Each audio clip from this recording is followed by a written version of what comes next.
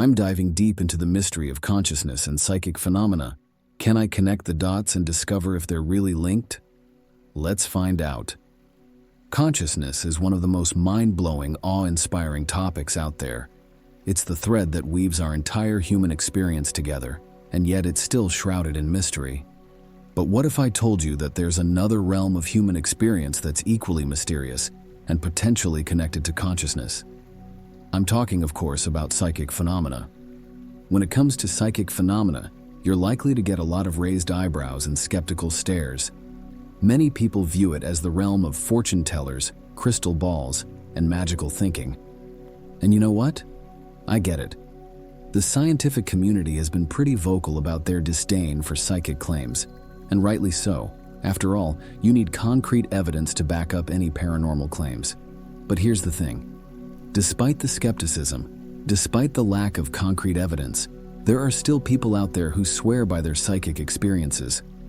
They're not just talking about tarot card readings or astrology charts either.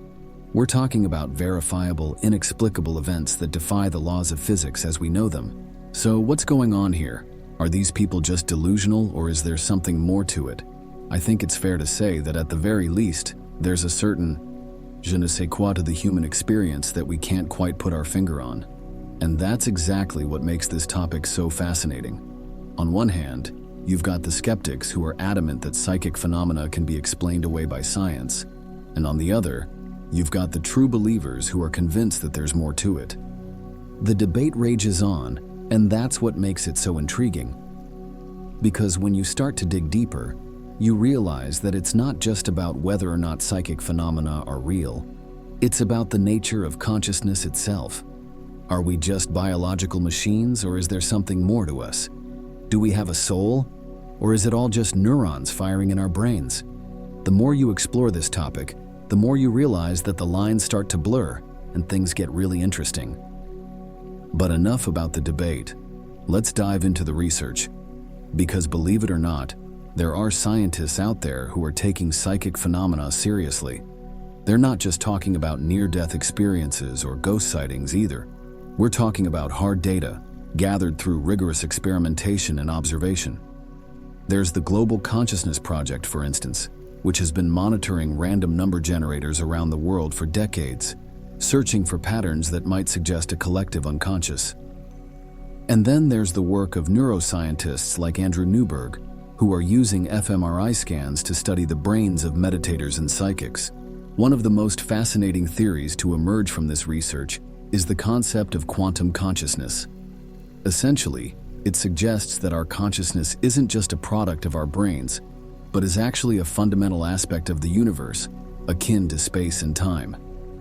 It's a mind-blowing idea, because if it's true, it would mean that consciousness is non-local, that it can exist outside of our physical bodies, and potentially even connect with other forms of consciousness across the universe.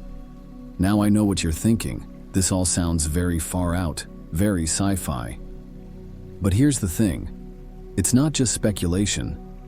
There are actual studies out there that suggest our consciousness can affect the physical world in ways we don't fully understand. Take, for example, the famous double-slit experiment, which has shown that particles can be influenced by our observations alone.